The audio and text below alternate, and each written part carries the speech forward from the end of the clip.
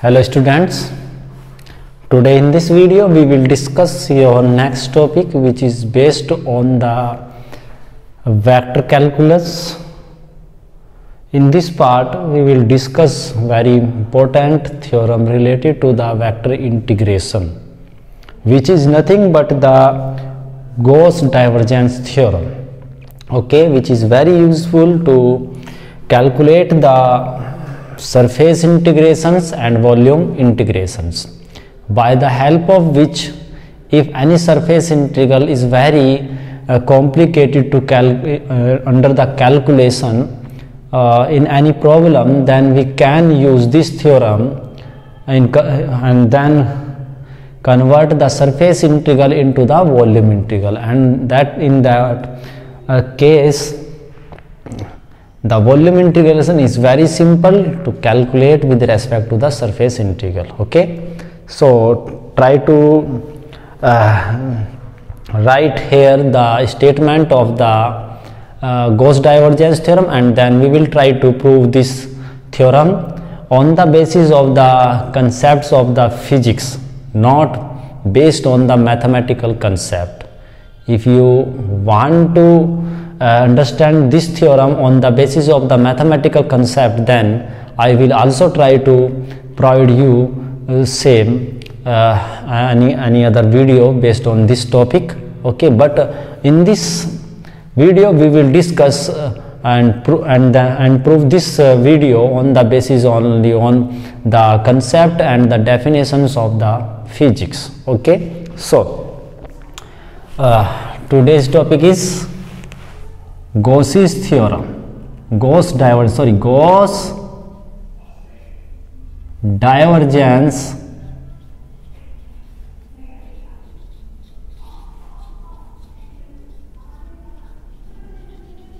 theorem, Gauss divergence GAUSS, या ऐसे कर दे Gauss's या Gauss divergence theorem. Okay, so first of all we will try to write down here the statement of this theorem. So first of all we write here statement. देखिए exam में जो examiner का जो पूछने का तरीका है इस टॉपिक को, वो आपसे कहेगा state and prove the Gauss divergence theorem, यानी कि मतलब क्या हुआ कि आपको क्या करना होगा, इसका स्टेटमेंट लिखना होगा और गॉस डाइवर्जेंस जो आपकी प्रमेय है, थ्योरम है, इसे आपको प्रूव भी करना होगा. तो यदि स्टेटमेंट की बात की जाए तो सपोज करिए कि आपके पास यहाँ पर एक वेक्टर फील्ड है और उस वेक्टर फील्ड का आपको क्या निकालना है, सरफेस इंटीग्रल है. जो सरफेस इंटीग्रल यहाँ पर हम उस वेक्टर फील्ड का निकालते हैं, उसके लिए कंडीशन ये है कि आपके पास जो सरफेस है वो एक क्लोज सरफेस होनी चाहिए, क्योंकि यदि क्लोज सरफेस नहीं होगी तो वो एक वॉल्यूम को इनक्लोज नहीं करेगी. हम किसी सरफेस को वॉल्यूम के कंपेरेबल तभी ले सकते हैं जब आपकी सरफेस क्लोज हो, क्योंकि यदि ओपन सरफेस होगी तो आप उसका जो वॉल्यूम होगा वो आप कैसे कैलकुलेट कर सकते हैं. क्लियर है ना. तो इसके लिए पहली कंडीशन यही है कि जो आपकी सरफेस है वो क्या होनी चाहिए, क्लोज होनी चाहिए. अब उस क्लोज सरफेस में आपने क्या किया कि एक वेक्टर फंक्शन डिफाइन किया, और उस क्लोज सरफेस के से आपने क्या करना है कि उस क्लोज सरफेस के लिए आपको क्या करना है कि उस वेक्टर फील्ड का सरफेस इंटीग्रल निकालना है. अब वो जो उस वेक्टर का जो सरफेस इंटीग्रल होगा ओवर दिस सरफेस, वो आपका इक्वल होता है जो वॉल्यूम इंटीग्रल होगा डाइवर्जेंस ऑफ दैट फील्ड. तो पहले इसके स्टेटमेंट को लिखने की कोशिश करूंगा, फिर स्टेटमेंट की हेल्प से इस आर्टिकल को ड्राइव करने की कोशिश करूंगा. फिजिकली इस आर्टिकल को बड़ी इजीली आप इसे प्रूव कर सकते हैं यदि आपको पिछले टॉपिक्स की जो साइंस मैंने आपको बताया था उनका यदि एक्चुअल मीनिंग आपको पता है तो उन एक्चुअल मीनिंग्स की डेफिनेशन को ये आपको यहाँ पर लिखना है, और 2-3 लाइन में आपका ये आर्टिकल इजीली क्या हो जाएगा, प्रूफ हो जाएगा. देखिए कैसे. स्टेटमेंट द, ठीक है ना, the surface integral, the surface integral of the surface integral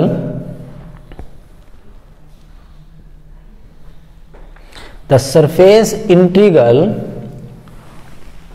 of the normal component. ये वर्ड भी काफी इंपॉर्टेंट है एक्चुअल में। वैसे आप लिखे या ना लिखे इससे वैसे कोई ज्यादा इफेक्ट नहीं पड़ता है, क्योंकि जो एक्चुअल में हम सरफेस इंटीग्रल की डेफिनेशन लिखवाते हैं वो ऑटोमेटिक उसमें ये टर्म आपकी यूज हो जाती है, जो मैंने आपसे पहले आपको लिखवाई थी या आप पढ़ते हैं उसमें ये ऑटोमेटिक टर्म यूज होती है। बट मैं फिर भी यहाँ पर इसे यूज करने की कोशिश करूंगा जिससे आपको उसका भी सेंस क्लियर हो जाए, ठीक है ना। तो कैसे होगा ये भी मैं आपको बताने की कोशिश करूंगा। The surface integral of the normal, ठीक है ना, the surface integral of the normal of the normal component, sorry normal component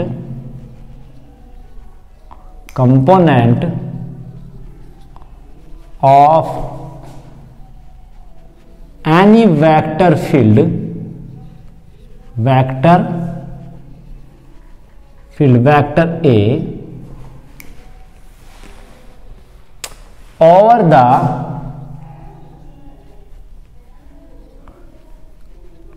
closed surface S, or the closed surface S is equal to the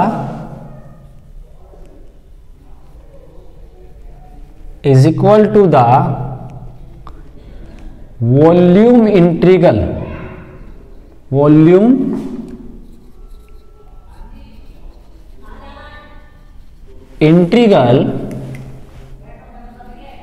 of that vector, sorry, volume integral of the divergence of that vector field,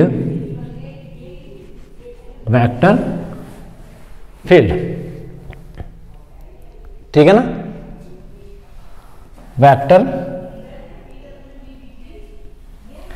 vector field which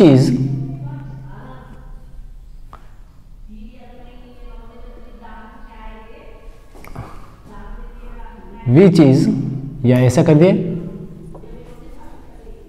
where the volume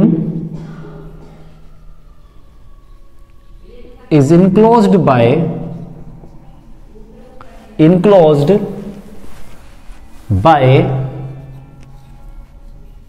the closed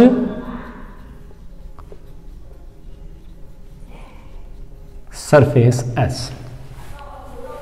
देखिए ज़्यादा आपको tension लेने की ज़रूरत नहीं है, statement काफ़ी easy है। जैसे मैं यहाँ पर इसकी मैथमेटिकल फॉर्म लिखूँ आपको काफ़ी इजी हो जाएगा। देखिए समझने की कोशिश कीजिएगा। हम यहाँ बात करते हैं सरफेस इंटीग्रल की, तो क्लोज सरफेस इंटीग्रल है, ये हुआ। सरफेस एस पर है, ये हो गया। क्या कहा है मैंने, ए का जो नॉर्मल कंपोनेंट मैंने लिया है, ये कहा है ना नॉर्मल कंपोनेंट। अभी आप भूल जाइए मैं नॉर्मल कंपोनेंट कहने की कोशिश करूँगा। वेक्टर ए डॉट ds आपको बताएगा कि सरफेस इंटीग्रल ये होता है। एक्चुअल में ये जो है आपका नॉर्मल कंपोनेंट है, वो कैसे आप देखिएगा। जब हम बात करते हैं, सपोज करिए कि ये कोई सरफेस है आपकी, क्लियर है ना, और इस सरफेस पर आपका ये कोई वेक्टर है a, और ये इसका हो गया आपका एरिया वेक्टर, सपोज करिए ds, है ना, और इसका नॉर्मल भी आपका ये हो गया n कैप, क्लियर है ना। अब इस वेक्टर ए के दो कंपोनेंट होंगे, सपोज करिए थीटा है और एक कंपोनेंट इसका ये, हाँ, तो इसका एक कंपोनेंट ये होगा और एक ये कंपोनेंट होगा। तो जो कंपोनेंट आपका इस डायरेक्शन में होगा और एक कंपोनेंट आपका इस डायरेक्शन में होगा, तो आप देखिए ये जो कंपोनेंट है इसका ए कोस थीटा, ये नॉर्मल टू द सरफेस है, तो ये वाला कंपोनेंट आपका हो गया ए कोस थीटा, क्लियर है।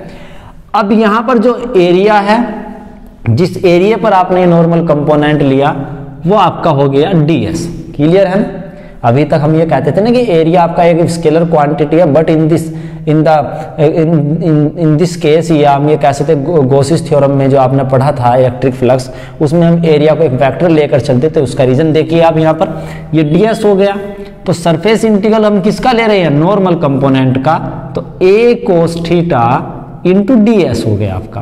क्या मैं ऐसे भी लिख सकता हूं कि a ds into cos theta, और ये आपकी क्या है? डॉट प्रोडक्ट है ऑफ एनी टू वेक्टर्स। तो क्या मैं इसे इन नॉर्मल सेंस ये नहीं लिख सकता कि vector a dot ds, vector a dot ds? Clear है ना? तो यहां पर आप देख सकते हैं कि ये जो हमने नॉर्मल कंपोनेंट लिया है, ये वेक्टर a का मैंने यहां पर लिया। आप ये भी कर सकते हैं कि आप ds का नॉर्मल कंपोनेंट इसकी डायरेक्शन में, तो इधर हो जाएगा आपका ds कोस थीटा। ऐसे भी हो सकता है, तब भी वही सेम कंडीशन हुई। तो आपका कुछ इस तरीके से हम यहाँ पर करने की कोशिश करते हैं। तो इस तरीके से यदि किया जाए तो कुछ बुक्स में ये इस तरीके से लिखा होता है, और कुछ बुक्स में ये कुछ इस तरीके से लिखा होता है। मैं आपको लिख कर दिखाऊंगा, यहाँ पहले इसे सिंपल वे में लिख देते हैं। तो इसलिए मैंने यहाँ पर यूज करने को the surface integral of the normal component of any vector field.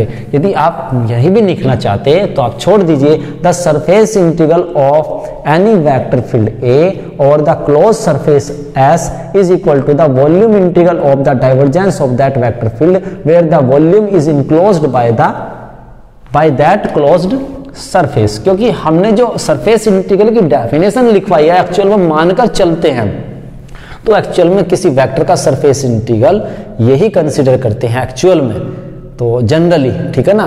But surface integral जरूर थोड़ी आपका वेक्टर का किसी का ये a डॉट ds वेक्टर है, या आपका ऐसा भी होता है वेक्टर a ds भी हो सकता है, या कोई स्केलर क्वांटिटी हो सकती है, phi ds हो सकता है, कुछ भी हो सकता है। एक्चुअल जो जनरल जो एक्चुअल वे है बताने का वो यही है, पर जनरली इसे ही हम सरफेस इंटीग्रल कंसीडर करके चलते हैं। तो ये आपका किसके इक्वल होगा? वॉल्यूम इंटीग्रल के लिए। तो वॉल्यूम इंटीग्रल के लिए हमने बताया था कि 3 इंटीग्रेशन आप यूज कर सकते हैं, अदरवाइज आपकी मर्जी है, चाहे आप सिंगल से भी यूज करिए। जब आप ये लिख देते हैं divergence of vector A into volume हो गया dv। तो यहां से आप नहीं भी देखेंगे तो आप यहां पर देख लीजिए डिफाइन करने का तरीका, द सरफेस द क्लोज्ड, या सपोज कर क्लोज वहां पर आ गया, या शुरू में आप कह सकते हैं the closed surface integral of any vector field is equal to the volume integral of the divergence of that vector field where V is the volume enclosed by that closed surface S. ऐसे भी कर सकते हैं। अब मुझे करना क्या है कि इस स्टेटमेंट को प्रूफ करना है। ये थ्योरम है तो इसे हम प्रूफ करेंगे।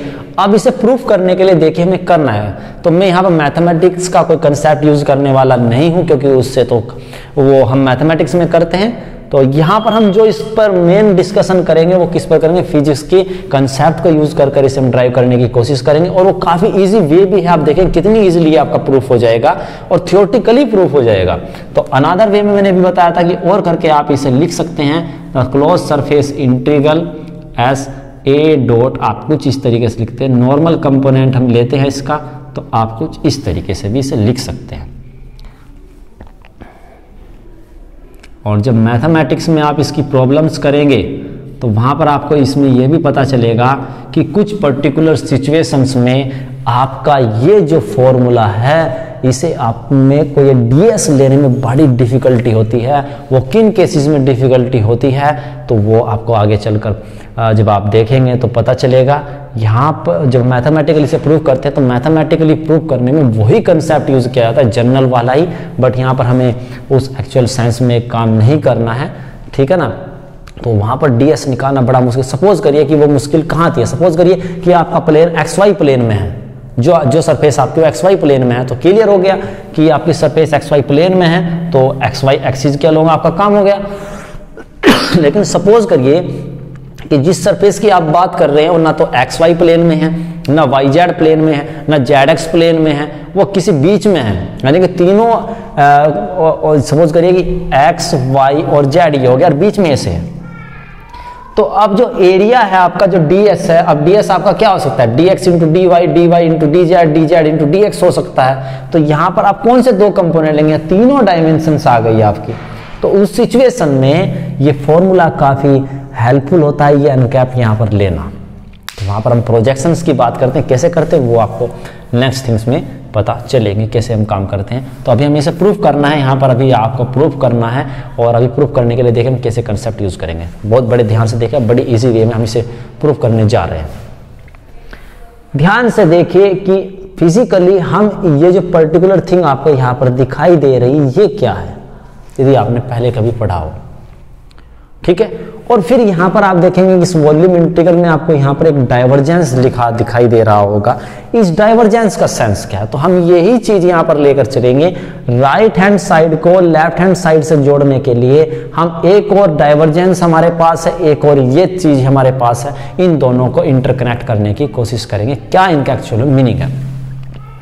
तो यदि आपको पता हो कि आपने 12th क्लास में या पहले कभी या अब भी आपने पढ़ा होगा कि हम एक टर्म पढ़ते हैं इलेक्ट्रिक फ्लक्स या वैद्युत फ्लक्स, ठीक है ना। तो वहाँ पर आपने पढ़ा होगा कि इलेक्ट्रिक फ्लक्स को एक तरीके से ये आपका रिप्रेजेंट करता है कि इलेक्ट्रिक फ्लक्स में ई डॉट डी एस आ जाता था आपका कुछ इस तरीके से, है ना। तो कुछ इस तरीके से आपने पढ़ा होगा। दैट मीन्स ये जो इसकी आपकी लेफ्ट हैंड साइड है एक तरीके से इस वेक्टर फील्ड के फ्लक्स को रिप्रेजेंट करता है। अब आ जाइए डाइवर्जेंस पर। डाइवर्जेंस क्या होता है, डाइवर्जेंस आपको पता है कि net flux passing through any surface पर यूनिट वॉल्यूम, यही तो होता है फ्लक्स पासिंग थ्रू पर यूनिट वॉल्यूम, ठीक है ना। तो यहां पर हो गया नेट फ्लक्स और डाइवर्जेंस शो करता है फ्लक्स पासिंग थ्रू पर यूनिट वॉल्यूम। यदि हम उसे वॉल्यूम से मल्टीप्लाई कर दे तो नेट फ्लक्स मिल जाएगा। तो ये हमें एक्चुअल में पता है कि ये फ्लक्स है, इधर हमें डाइवर्जेंस की हेल्प से फ्लक्स निकालना है। तो डाइवर्जेंस में पता है कि डाइवर्जेंस क्या होता है, फ्लक्स पासिंग थ्रू पर यूनिट वॉल्यूम, ठीक है ना। और पर यूनिट वॉल्यूम फिर हम स्मॉल वॉल्यूम से बात करेंगे, स्मॉल वॉल्यूम से पासिंग इलेक्ट्रिक फ्लक्स, जो फ्लक्स होगा वो डाइवर्जेंस इनटू डीवी हो जाएगा। और टोटल फ्लक्स आपका चूंकि एलिमेंट वॉल्यूम एलिमेंट है तो इंटीग्रेशन भी आपका वॉल्यूम एलिमेंट पर ही होगा, ठीक है ना। तो इस तरीके से हम इजीली इसे क्या कर सकते हैं। So now we will continue proof.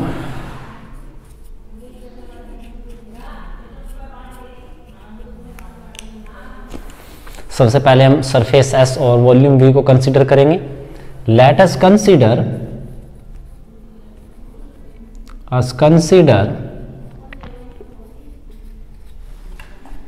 a closed surface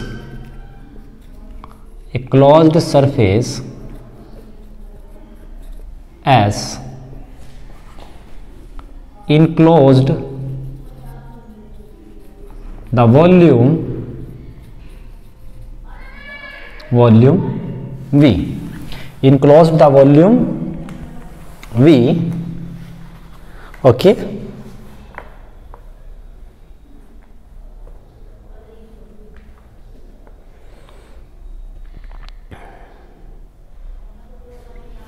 V है ना, okay.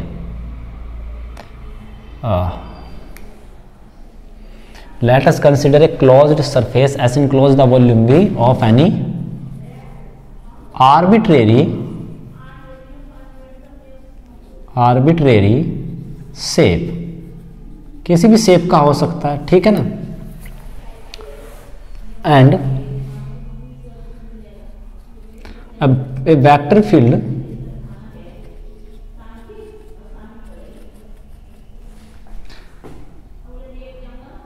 vector A is defined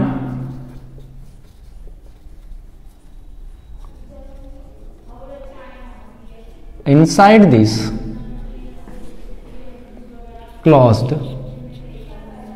surface, okay.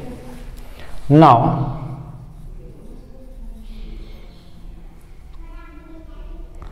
we know that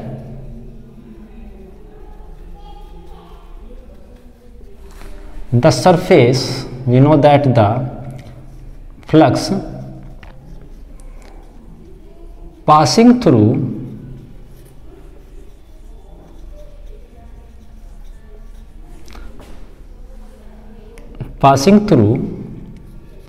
a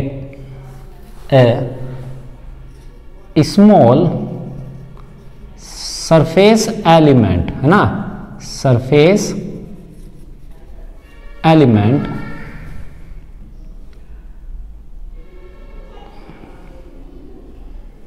क्या होता है आपका vector A dot ds। Okay, clear, ये पढ़ा होगा आपने। सो नेट फ्लक्स, मैंने कहा ना डेफिनेशन वही आपको, passing through the closed surface S, है ना, विल बी इक्वल्स टू, या इसे फाई से डिनोट करते जैसे हम करते हैं, फाई से denote, phi equals to A dot d S, और यहां पर आपको क्या लेना होगा, surface integral closed S. Suppose this is equation number first, यहां पर आप इसे डी फाई कह सकते हैं, ठीक है ना। तो यहां पर आपका जो फाई होगा will be equal to close surface integral S, तो यहां पर आपका हो जाएगा डी फाई, ये वैल्यू आपने यहां पर पुट कर दी। क्लियर है। तो यहां पर हमने गॉसिस थ्योरम वाली जो आपने जिस तरीके से वहां डेफिनेशन डिफाइन की थी वो प्रॉपर्टी यहां पर यूज कर ली। Now also we know that, बहुत इंपॉर्टेंट है, एग्जाम में पूछने के बहुत ज्यादा चांस रहते हैं। Also we know that the divergence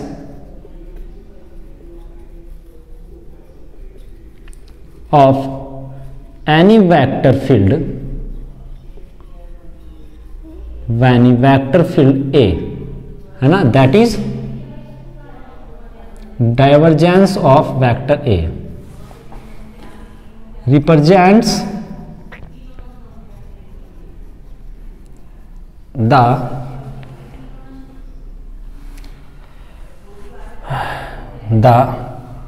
represent the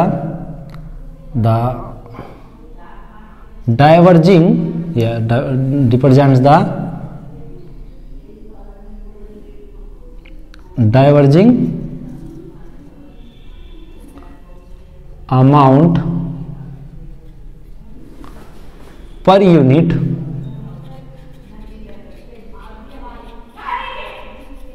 volume in outward direction।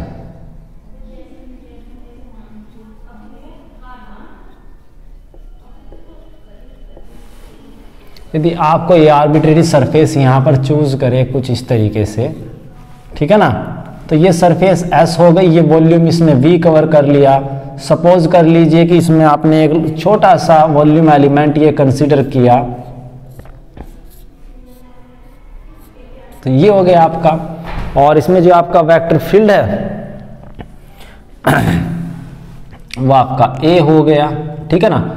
तो ये सपोज करिए कि वॉल्यूम वी हो गया, और यदि इसका कोई प्रोजेक्शन या यही लेना चाहते हैं आप, तो सपोज करिए कि इसका ये जो आपका ये हो गया, ये आपकी जो सरफेस है एलिमेंट वो ds हो गया, कुछ इस तरीके से, ठीक है ना। और वैसे ये यहाँ पर ना वॉल्यूम अंदर होगा, बट हम सरफेस लेंगे तो सरफेस जो है यहाँ पर ना होकर इसके जो है इस तरीके से इसके फेस पर ही होगी, है ना। तो यहाँ पर इसका एक प्रोजेक्शन लिया जाएगा, यहाँ पर आप थोड़ा ध्यान से, तो इसकी सरफेस पर ही एक प्रोजेक्शन हम इसका लेंगे, तो इस तरीके से आपका हो जाएगा ये। तो ये आपका कुछ इस तरीके से सरफेस पर, तो ये यहाँ पर आपका जो है ये आपका ds हो जाएगा, जिस भी डायरेक्शन में आपका आता है, ठीक है ना। सपोज करिए कि जो आपका ds है वो आपका, या ये कह दीजिए कि ये ds है, और इस पर जो नॉर्मल है वो आपका n कैप हो गया, ये फील्ड आपका वेक्टर ए हो गया, ये एंगल आपका थीटा, आप ऐसे कह सकते हैं। वैसे जरूरत नहीं है मैं इस तरीके से, वैसे आपको ये आइडिया दिया था यहाँ पर, आगे मैं इस तरीके से यहाँ पर ऐसा कुछ, यदि आप इसे ओपन करेंगे ना ऐसे, तो ए ds कोस थीटा ये यहाँ से आपका निकल कर आ जाएगा, ठीक है ना। एन कैप की फॉर्म में लिखने की कोशिश करेंगे तब आप यूज कर सकते हैं इसे। तो अब यहां पर आप देखिए per unit volume in outward direction, ठीक है ना। तो we know that the divergence of any vector field A represents the diverging amount per unit volume in outward direction of that vector, ठीक है ना। आई बात समझ। तो पर यूनिट वॉल्यूम से आपका जो डाइवर्जिंग अमाउंट है उसे रिप्रेजेंट करता है, ठीक है ना। तो डाइवर्जिंग अमाउंट को ये आपके रिप्रेजेंट करेगा।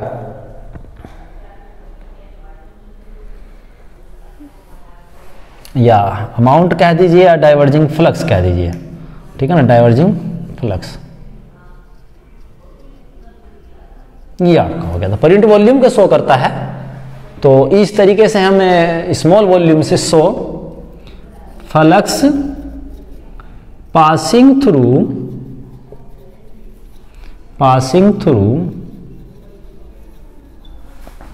Through volume element dV will be equals to divergence of vector A into dV. So net flux passing through volume V will be equals to volume integral divergence of vector A dV. Since this volume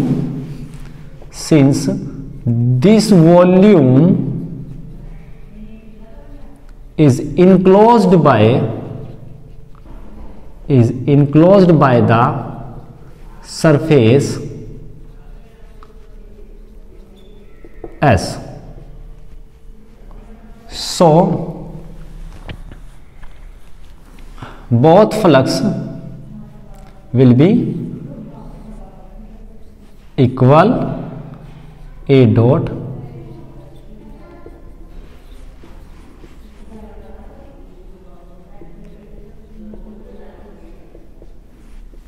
बाकी इसकी जो importance है वो हम किसी problem में आपको करके बताएंगे। This is the which is the Gauss divergence theorem which converts the surface integral into volume integral. Okay, this is the importance of this theorem, that this theorem, by the help of this theorem we can convert the surface integral into the volume integral. Okay, thank you for watching this video. If you have any doubt, please comments and then ask your questions. Okay, thank you.